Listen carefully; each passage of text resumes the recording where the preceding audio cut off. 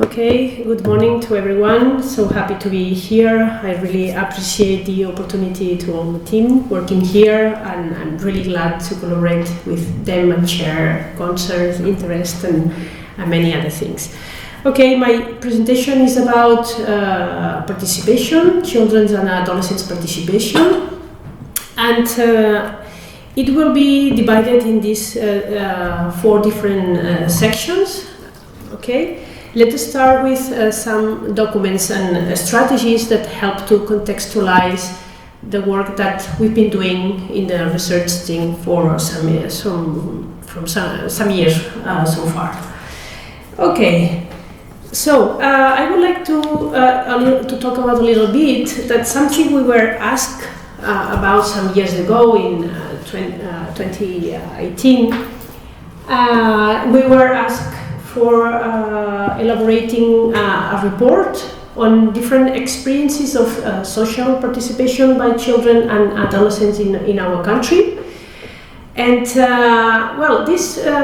we were asked this because they had the feeling, the ministry, the corresponding ministry at that time had the feeling that many things were being doing in Spain, but nobody had a global vision of which were the things that were being doing at that time.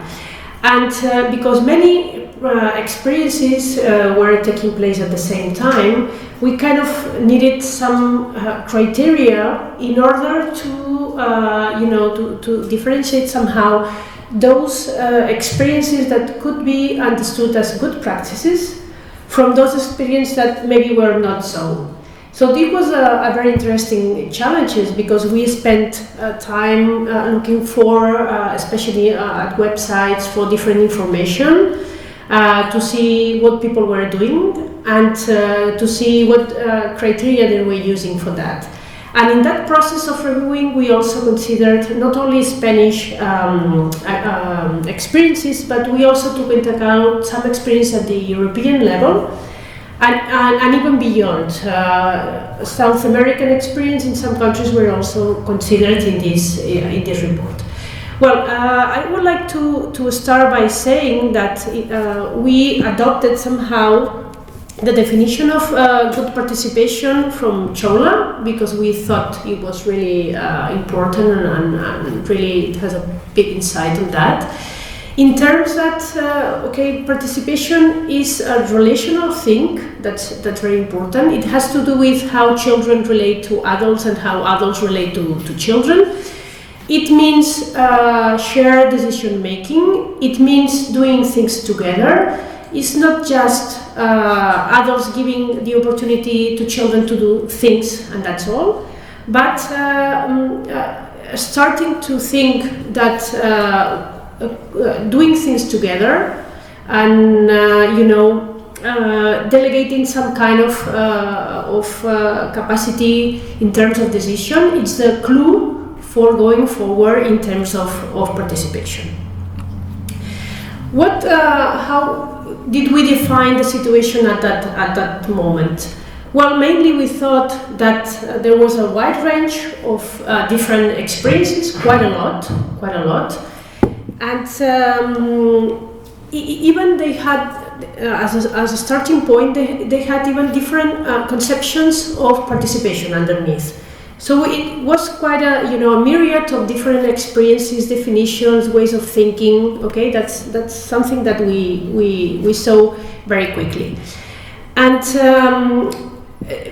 the fact that the definitions of participation were different is linked to the fact that different conceptions and discourses of participation were linked to these different definitions. In some cases, the programs considered participation as an end in itself. So they wanted as an objective to develop more participation, to promote participation of children of a certain age, of a certain territory.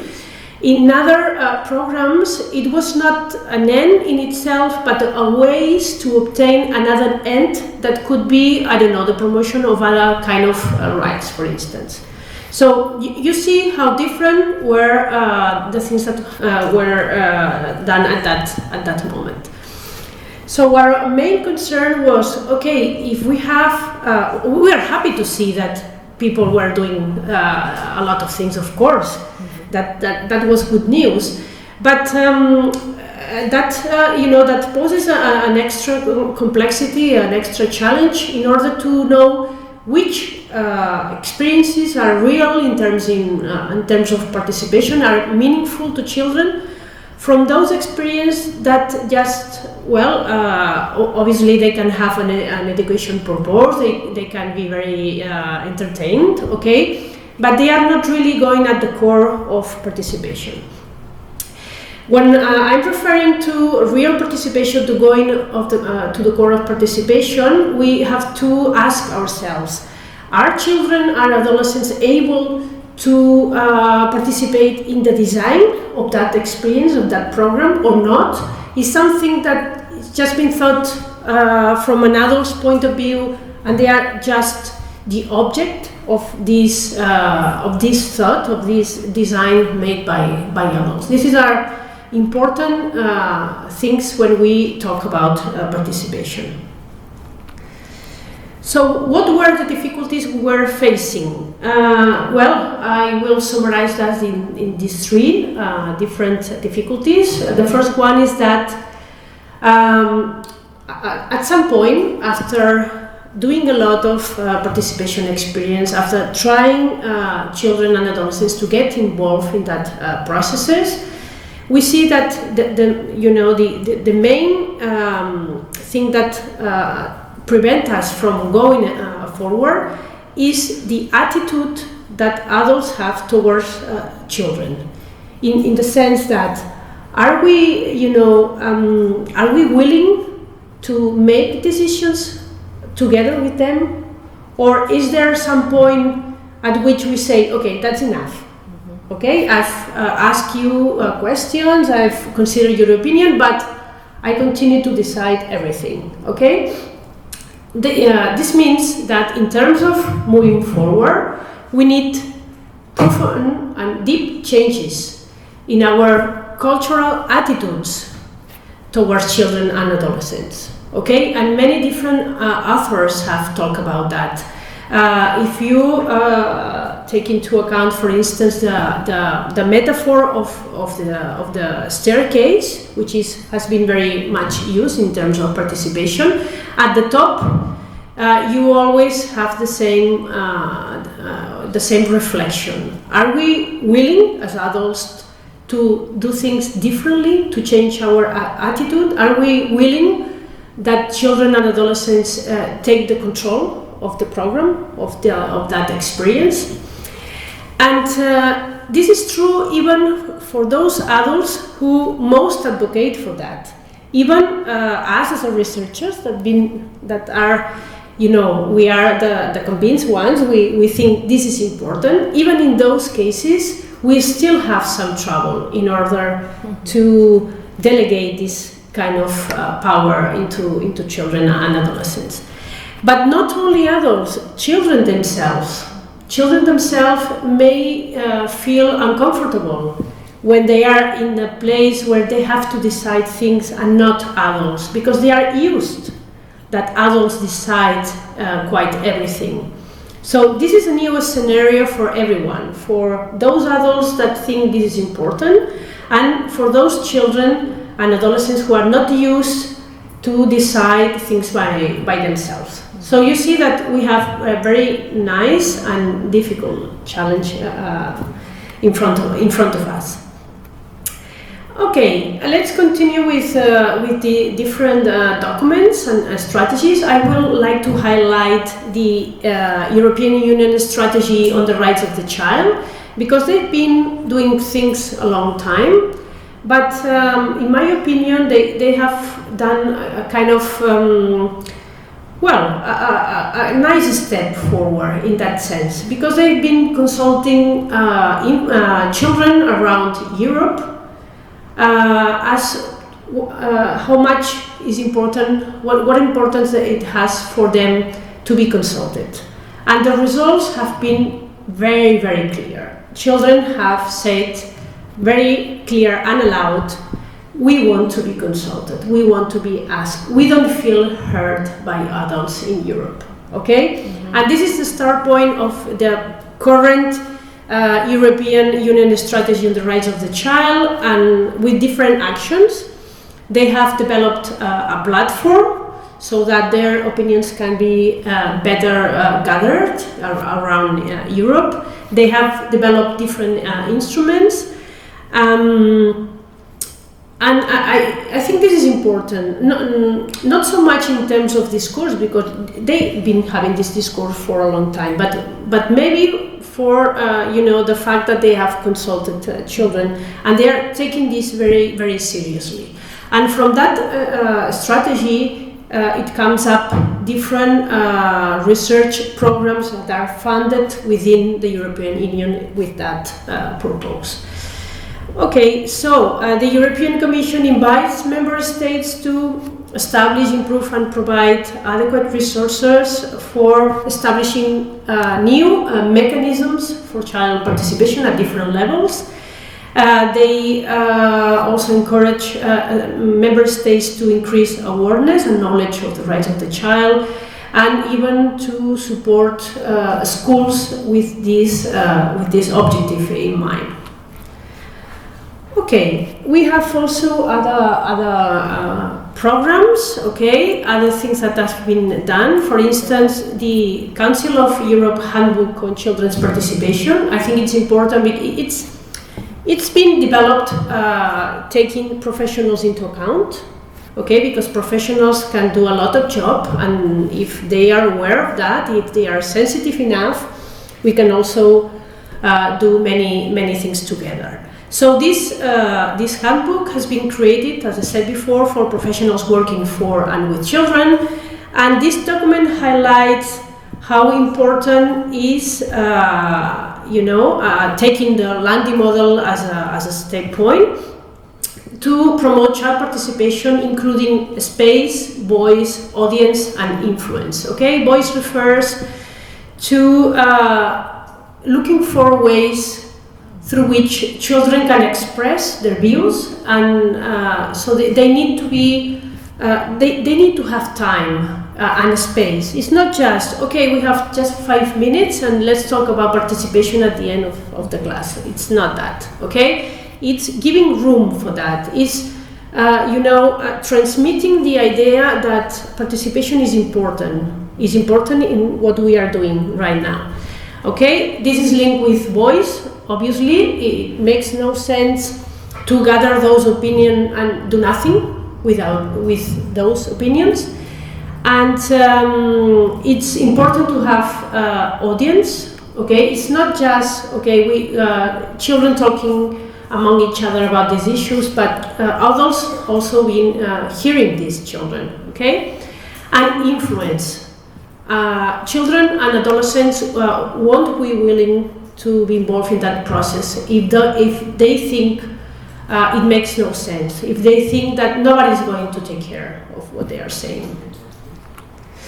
Okay, I would also like to highlight the role of NGOs in that process, because we have big and international NGOs who have been done a lot of things, Save the Children, UNICEF, many of them.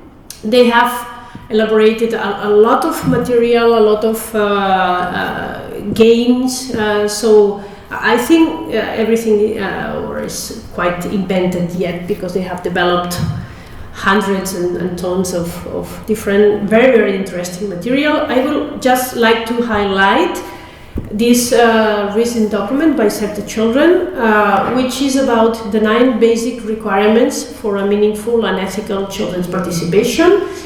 And they are saying things that we already know, but I think it's important to insist on them, okay? For instance, that every participation experience needs to be transparent and informative, so children need to be informed of the objectives of that experience throughout all the process. And the information that we give to them need to be useful for them. Okay, it's not just explaining a lot of things, but the things that are really useful for them. Voluntary, that's really, really important, because sometimes we think that participation in itself is the best thing that can happen to a child and adolescent, but we need to ask them, do you want to participate in that? Otherwise, we lose the best thing that participation has, which is the link with well-being. So, as long as the participation is voluntary, that can affect positively well-being. If we force participation, we can generate just the opposite. Okay? Respectful, of course. Any participation experience must be based on that. It needs to be relevant. It's not just doing something without meaning for children and adolescents. Child-friendly, of course. We need to adapt the language, we need to adapt the concepts, we need to adapt the activities according to the children's age, according to the children's abilities. Okay, inclusive, that's also important, because it's easier for us that those children that are already used to participate again, okay? But this is not the point. Of course, they need to continue participating, but what about the very young children who have not the same communication abilities yet? What about children with any kind of disability? What about those children who are socially excluded? We have to assure that they have the opportunity to participate as well. Supported, of course. It's not about leaving children alone and, okay, do what you consider better for yourself. It's that adults need to adopt this role of supporting children and adolescents. Safe and sensitive to risk, obviously. We need to consider any potential risk and try to avoid them. And accountable. So we need to assure that any document that is done from this participatory experience is understandable for children. It makes sense for them. It's adapted to what they need. That's our responsibility in this process. Okay, so after talking about some, of course, it's a non-exhaustive revision. It's just some specific examples that can help to contextualize. Now we are talking a little bit about the international context, okay? And for that, I'm going to mention the Children's Walls project, which is a project worldwide aimed to gather information about the lives of children of mainly 8 years old, 10 years old, and 12 years old, in order to know what's common and what's different around the world, and what are the main factors that have an impact in their well-being, okay? And what is the reason for this information gathering, okay? If we have information, then we can think on actions that are evidence-based. It's not just because I think or my impression is whatever, but this is based, or actions should be based on empirical evidence. That's the point. So we are fighting in this, in a positive sense, of course, in this project, in order that people who are responsible for decision making take data into account when deciding things that are related to children and adolescents. And another objective of this project is to increase awareness among society in general, but also among adults, of course, and among children themselves.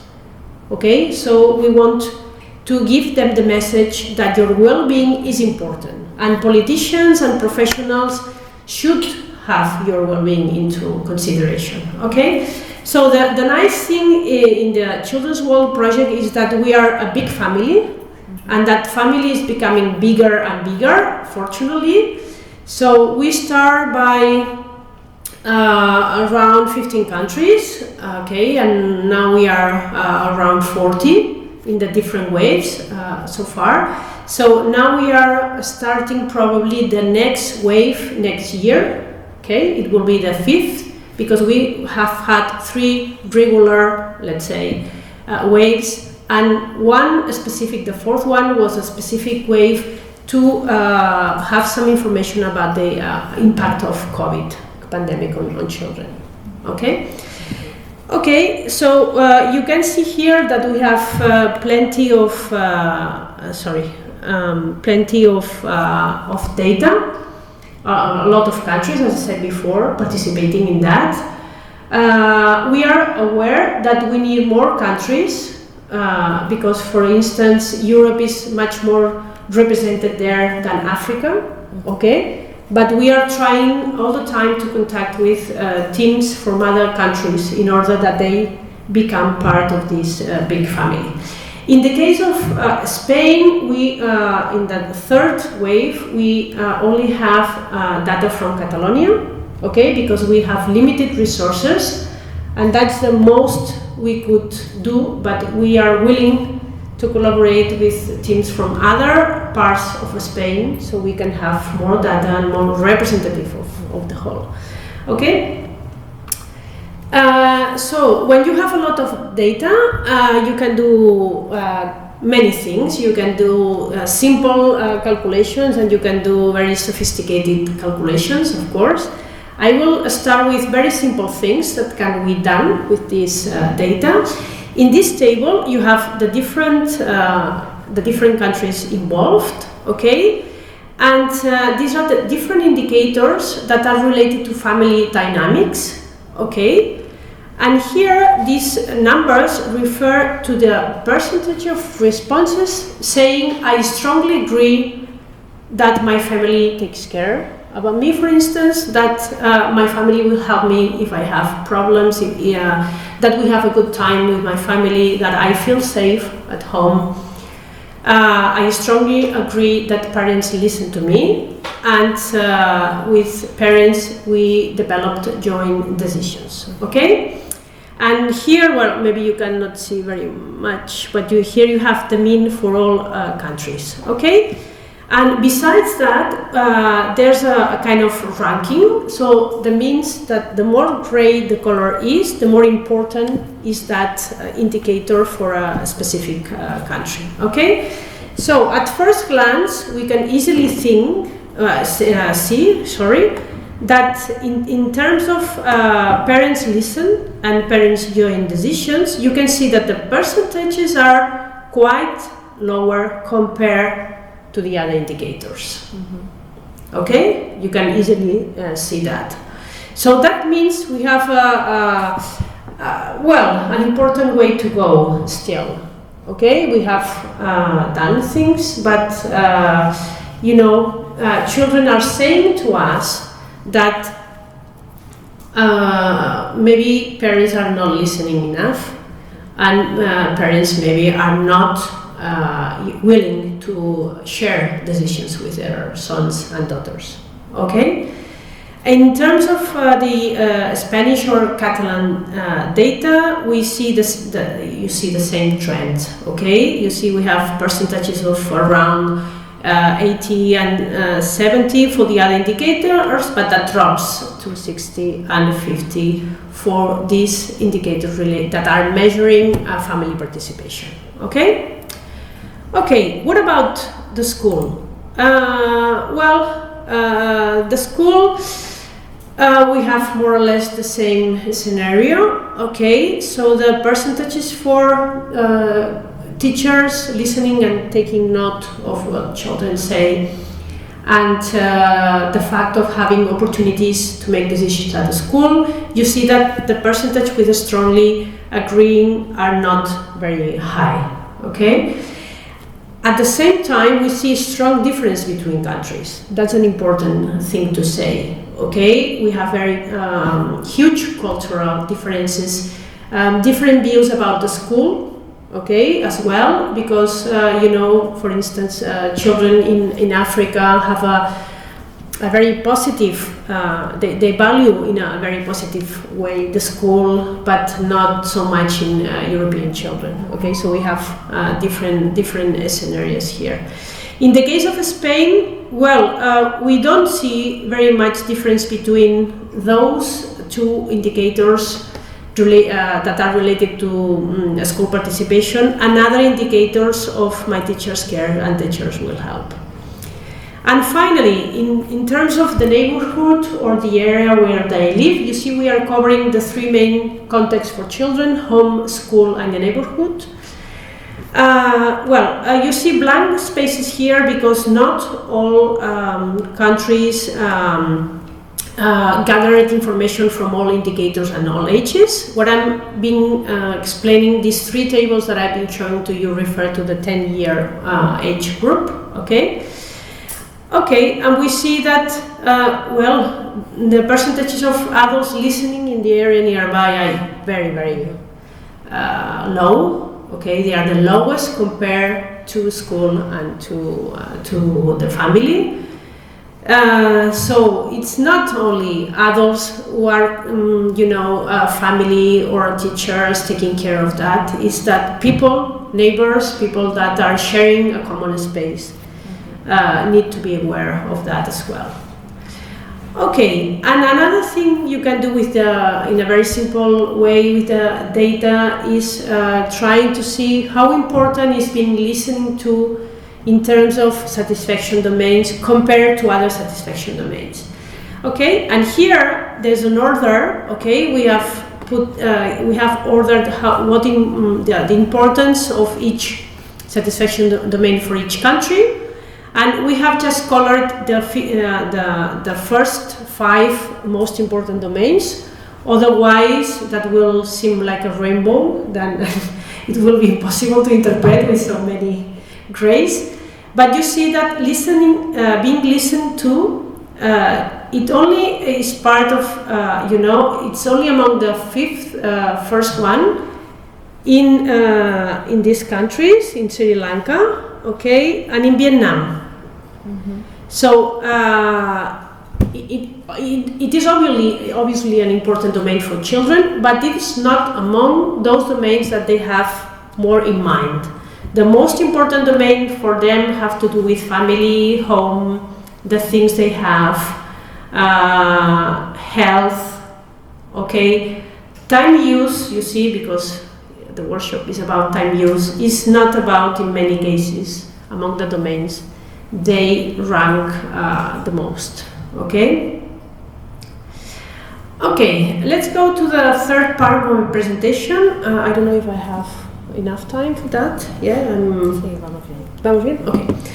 So I would like to show you some results that we have obtained in our research team in a chronological order in relation to the links with participation and well-being, okay? Currently, it's a link that it's been much more explored than some years before. Some years before, you couldn't find much research connecting the two things, okay?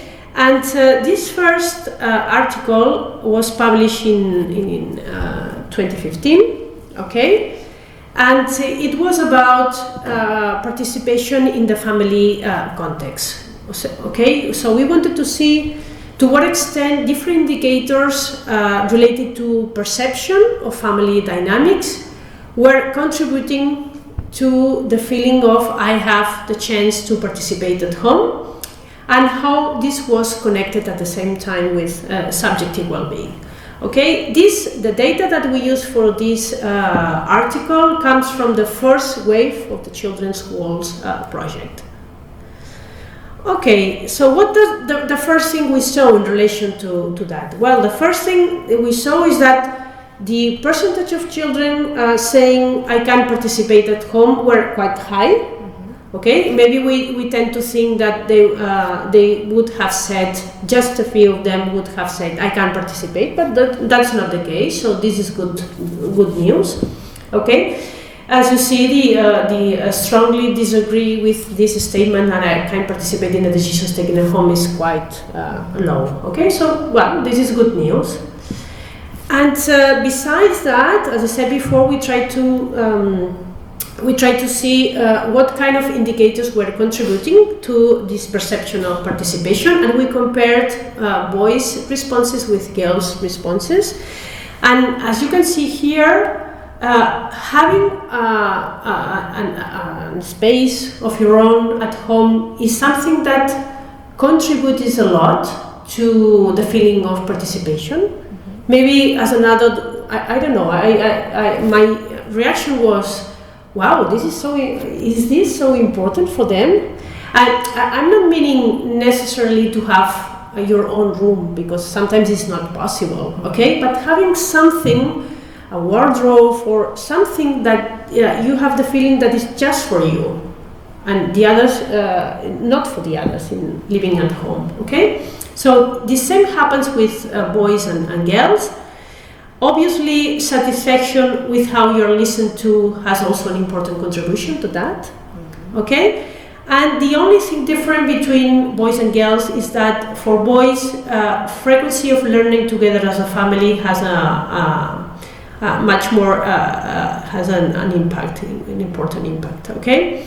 So you see, how can we stimulate family participation? Well, if we create an environment in which parents and their children share activities, they talk to each other, that helps to promote that family participation. And another thing we saw is, okay, we wanted to know to what extent this, gender participation and the combination of gender and participation were contributing to different scales. These are different scales measuring subjective well-being. Okay, and you see that participation contributes a lot. Okay. And the combination of gender and participation also does. Okay? So that means for us that participation can be considered an indicator of children and adolescent well-being. That's important to take that into account. Okay, let's go for another article that it was published some years later. Okay, and in that case we wanted to know this was done with data from the second wave of the Children's Worlds project. Okay, so we had data from mostly 8, 10 and 12-year-olds in 18 countries. And well, here I'm going to summarize a little bit the results on that. So what's the first thing we do? We saw that, again, important difference between countries in the relationship between knowing what rights children have, and knowing the convention of the right of the child and perceiving that adults respect these rights. So we see these cultural differences have to do with beliefs about participation, probably. Okay, mm-hmm. So we need to go a little bit deeper into that. Okay. And gender differences in this case were quite small, so they were not really important, but they were in relation to age, as it could be expected. Older participants have a higher percentage of knowledge about children's rights and the convention. Okay, let me just explain you a very funny thing that in the first wave of the Children's World Project, it was founded by UNICEF Spain. It was done only with the 12-year-olds. And people from UNICEF were really happy to see that, knowing the convention was something related to subjective well-being. Okay, they were so proud of that result. Okay. And well, here you have, I said before that you can do very simple things and you can do very complicated things. Depends on the time and well, your interest on going deeper into the data, okay? And thanks to that, we saw that in all the countries that were involved in that, children who said they knew their rights or who thought that adults in the country respected children's rights show significant higher values of subjective well-being, okay? You see, I said at the beginning that, our concern was to establish somehow the mechanisms that link children's rights with children's subjective well-being. Okay, so that's why I was saying before that the knowledge of rights, it should be considered an indicator of child and adolescent well-being. Okay? The effects on subjective well-being of perceiving that adults generally respect children's rights in one's own country is much greater than knowledge about children's rights. So it's not only about doing things that promote the knowledge of those rights. It's about children and adolescents having the feeling that they are heard, that their rights are respected by adults in that country, in that region. Okay, this seems to be the clue thing for all we have been talking so far. Okay, another article that we published last year. This was done specifically in 3 countries: Spain, Brazil, and Chile. Okay, because these kind of projects allow you to do many different comparisons. Okay. And in that case, we wanted to know the contributions to children's subjective well-being of different items, indicators that were related to perceptions of their own participation in different contexts, okay? And the role that being listening and being heard by adults played in that, in that connection, okay? Well, again, of course, as it could be not be different. There are some important country differences on that, okay? And we saw that the direct contribution of satisfaction with how you feel listened to by adults is greater, is more important than any other of the items studied, okay? So probably we are not aware enough of that. How important is that children feel listened by adults? And it's not really something that it's expensive to do. It's not something that, okay, needs to develop big programs with complicated logistics. It's something related to our attitude, something each of us can change, something each of us can do by ourselves in our daily interaction with children and adolescents, okay? And the last one that has been published this year, okay, and in that case we wanted to add another ingredient, okay, which is satisfaction with safety. How important is feeling safe in different contexts for this connection between children's rights and children's and adolescents' subjective well-being, okay? And again, this analysis covered 3 countries, Spain, Brazil, and Chile, okay? So what we saw that the context, because sometimes when we talk about subjective well-being, it's too general, and okay, what do we refer to? Where subjective well-being, okay? And along the years we have seen how important it is to contextualize this subjective well-being in different places which are relevant for children.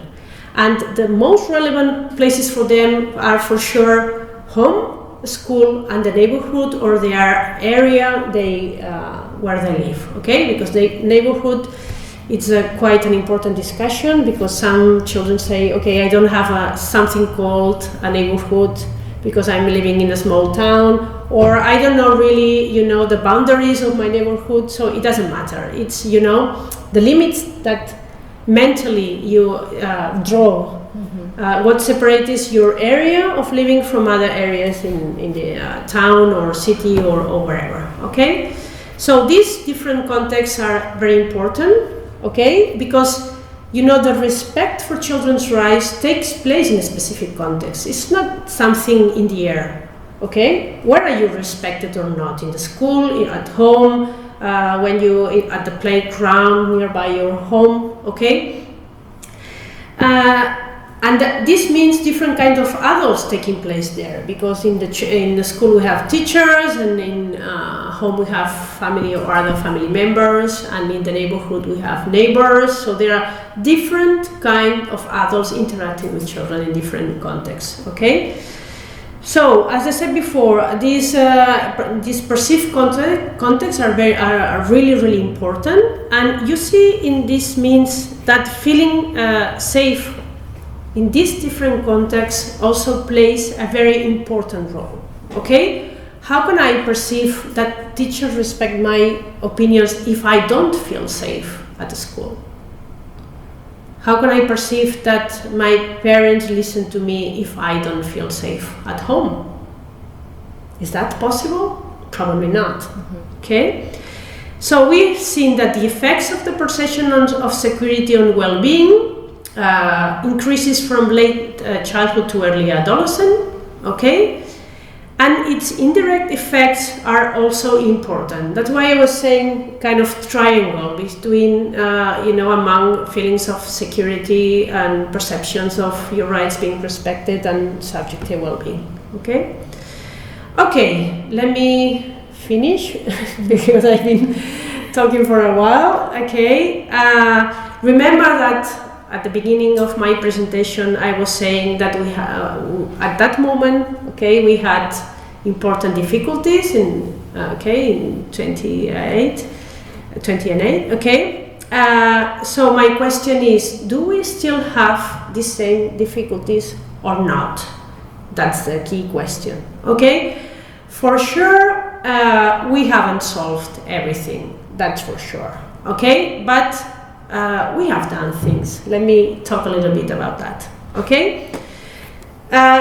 Let me emphasize the good things that we have done through these years, okay? From the review that I did at the beginning, we have seen that clear efforts have been done, or they have even intensified these efforts on behalf of different institutions and NGOs to promote children and adolescent participation. That means that there's a lot of people around the world working on that. Mm-hmm.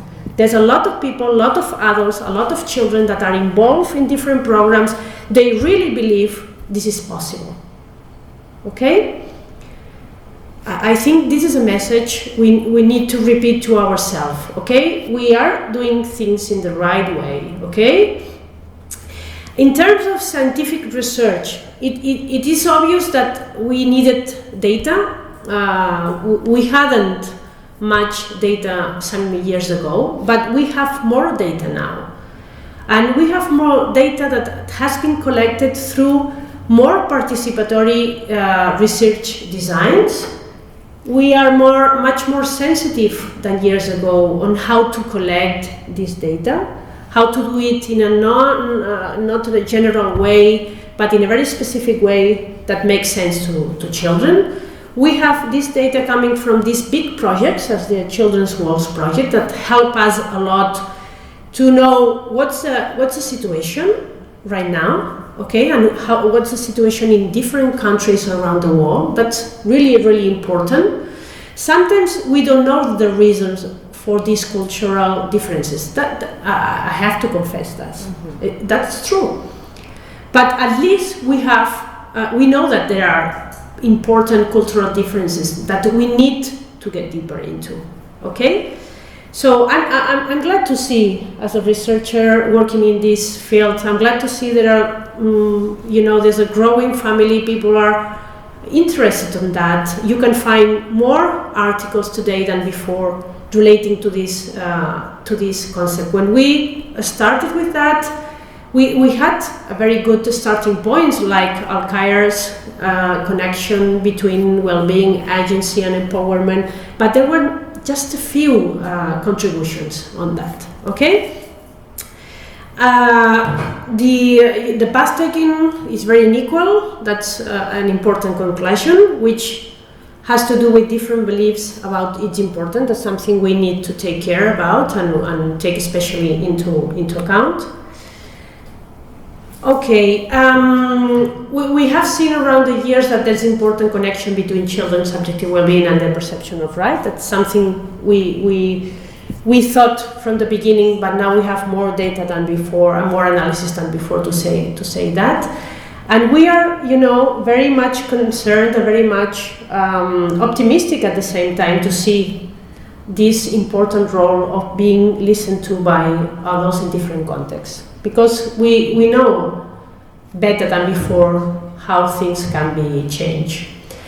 This consideration of children's rights at a more microsocial level, we think it's really, really important, because at the first debate about children's rights, there were many authors advocating that you cannot really explore rights in children because they are not mature enough to talk about that, okay? Because they were asked in a very abstract term. What happens if you ask directly to an adult, if you ask him or her, what is a right? Is it easy for us to explain what a right is? It's not easy at all. It's complicated. It's very abstract. But if you are put in a specific situation and you are asked, do you think that this right is respected or not? This is very easy.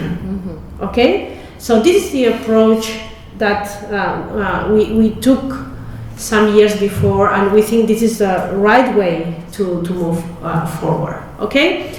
So, although I have shown you these big tables with data coming from Children's Watch Project, and I have shown you that, okay, the percentages of children agreeing that they are listening and they are not very high, this could be interpreted as a pessimistic way. Okay, yes, but just for some extent, in the sense that we have a lot of things to do yet, of course, that's for sure. Okay, but we've been done, and I always think that we need to take into account that we are talking about social changes. Social changes need time, need effort, need a lot of people working together in that objective. It's not easy to change things in social terms, okay? Because there are plenty of people involved in that. And some people want things to change, some people don't want things to change, okay? So mobilizing such an amount of people is not easy. But the big changes, the important ones, the ones who last, need this, to go through these efforts, okay? So my last message will be, we have a long way to go, of course, okay? We've been doing for a long time. We can stop doing that. So we need to think that there is a strong effort that needs to be done in the future, in the present and the future. But from my impression, we are going through the right path. Okay? Just we need to, to keep on being strong, to keep on working on that. Okay, and okay. So my last slide is for Mafalda. Mafalda always shows you the right place. Okay, I couldn't find this in the an English version, but I put the translation here. So Mafalda, friend of Mafalda is saying, okay, if I cannot run with new shoes, or I cannot jump on the sofa, so tell me what is worth being a child if you can practice to be a child. And thank you very much for your attention.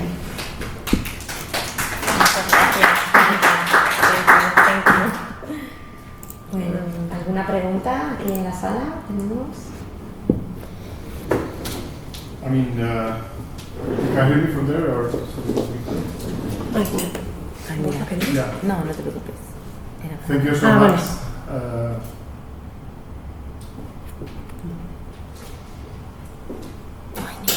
No, ninguna. Yeah, well, give them a moment because sometimes it can take some moment. Yeah. So I would like just first to thank you for your great presentation. I lost the beginning, but I will see later because I came on late. But I think you give a very, very nice overview of the issues which are now in the debate, in the debate about child well-being, also connected in connection with children's rights, which is always, as you said, not an easy topic, because first of all, adults, we don't know how to give this freedom of choice also to children. We are tutors, we are supposed to be responsible, and sometimes we don't have easy the boundaries or the limits where to allow them as parents or teachers, until where should we allow them freedom, and until where is our responsibility that certain things don't happen.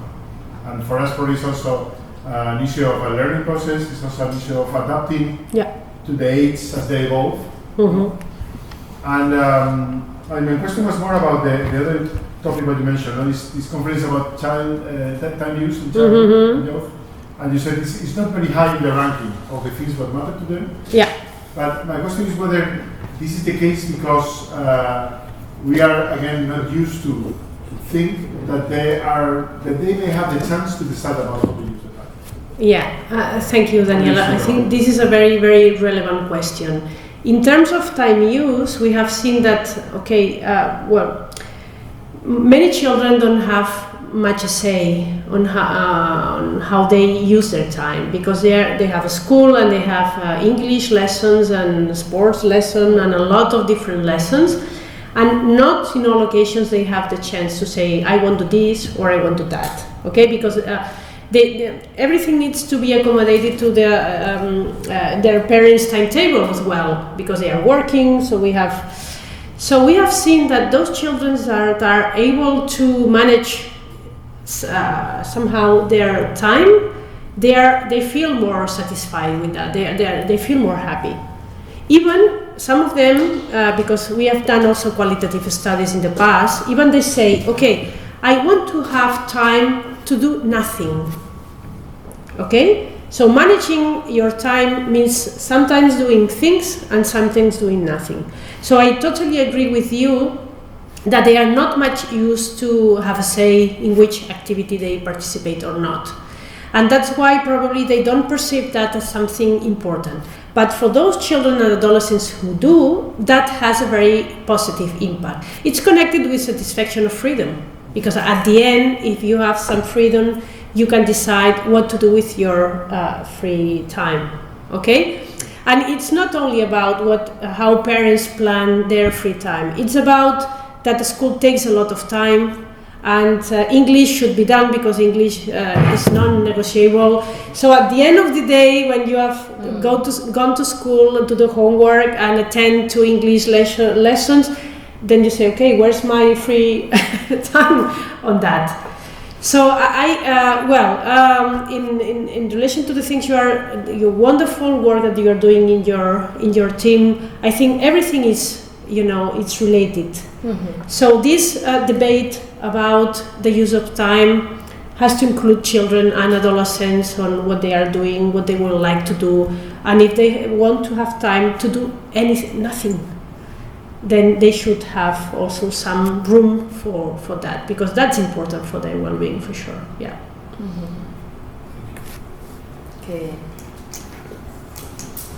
Es que es súper importante lo que estabas diciendo. Yo me paso al español. Sí. Mucho mejor. Pero qué importante es lo que estáis diciendo, y todo lo que se está investigando va en esta línea, y es que estamos parando, estamos intentando acercarnos a cómo lo ven ellos, ¿no? Claro. Desde su mundo. Sí, porque tenemos tendencia a programarlo, porque claro, si no acabamos de trabajar hasta las 7, ¿cómo lo hacemos?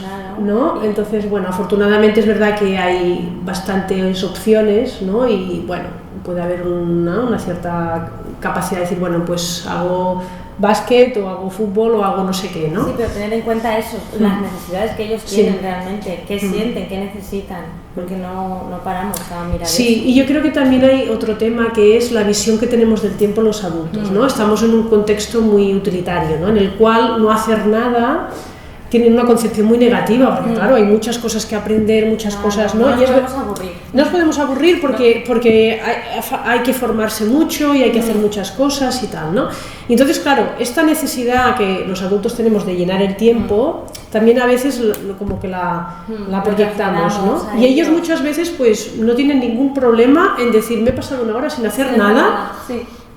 Y estoy feliz con, Y les sabe mal decírnoslo, porque vamos, ¿cómo que no has hecho nada? ¿Verdad? Sí.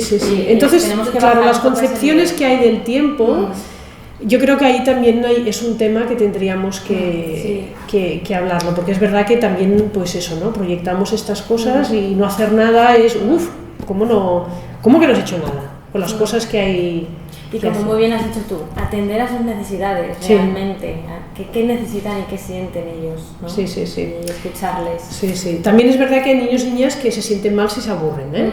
Y entonces, bueno, también es un tema que hay que hablar, ¿no? Es decir, bueno, pues no pasa nada por aburrirse, ¿no? Claro. ¿Y qué hacemos ahora, no? También, como vamos todos en esta, ¿no? En esta noria de ir tan rápido, pues ahora qué toca, y ahora qué hacemos, y ahora, bueno, podemos hay pasar muchos tiempo sin hacer. Exacto, hablando, estando, simplemente estando, que eso cuesta, ¿no? Perdona, tenéis una pregunta en el chat. Muy bien. Vale.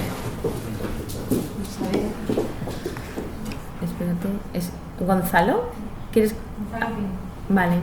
Él puede desde ahí, ¿no? ¿Ha conectado el micro? Sí. abrir el micro. Ay, pero yo había quitado la presentación. Ya tiene el ¿no? micro, ahí ya lo tiene. Gonzalo, ¿puedes comentar lo que necesites? ¿Nos escuchas, Gonzalo? Sí, te oímos. Yo no oigo demasiado. ¿Puedes? Poner el micro. ¿El micro? O subir la voz de ahí. Subir la voz del ordenador. Vale. Vale. Espera. A ver, ¿cómo salimos de aquí? Espera que yo había... Queda rústico ponerle el micrófono al plato. No, silenciar, no. A ver, ¿esto qué? Sí, muy bien. Sí, te oímos. Un poquito más. Bajito, pero te oímos. Sí. A ver, Sí, no sé, aquí. ahí sí. A ver, un poco más. Sí. Sí, vale, ya está. Ahora. Sí, ahora mejor. Pone que se le vea, si puedes poner la Sí, se te oye. Gonzalo, sí se te escucha. Vale, no, simplemente estamos en una perspectiva de cambio de ley del uso del tiempo, que incluso presentaron la semana pasada en el Ministerio, y se habló de la pobreza del tiempo, que hay una diferencia de género, fundamentalmente en pobreza del tiempo en las mujeres. Quería saber si se había valorado en vuestros estudios la pobreza del tiempo en los niños, porque es el no tener tiempo para uno mismo, si habíais valorado y si había diferencia entre los diferentes estados, que me llamaba mucho, sobre todo especialmente entre los estados europeos y los estados africanos. Bueno, la verdad es que sí que preguntamos, ¿no? En este estudio internacional por la satisfacción con el uso del tiempo. Ay, perdón. Ahora, que lo tenía apagado. Decía que en este estudio internacional se ha preguntado por la satisfacción con el uso del tiempo, pero es verdad que tampoco hay muchos indicadores más, ¿no? En el sentido de hasta qué punto, ¿no? Perciben si tienen suficiente tiempo para hacer las cosas, con lo cual ahí la información que sigue un poco eco, ¿no? Sí, es un poco limitada en ese sentido, ¿vale? Es por el micro de... Gonzalo, ¿puedes apagar el micro tú? Ya está. Sí, yo creo que bajar el volumen del ordenador también. ¿Ahora? Pues, Vale. Ahora, mira, vamos a bajar así, un poquito más.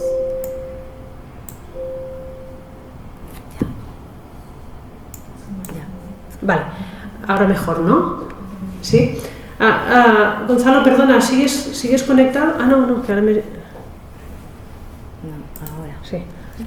Estas cosas del directo.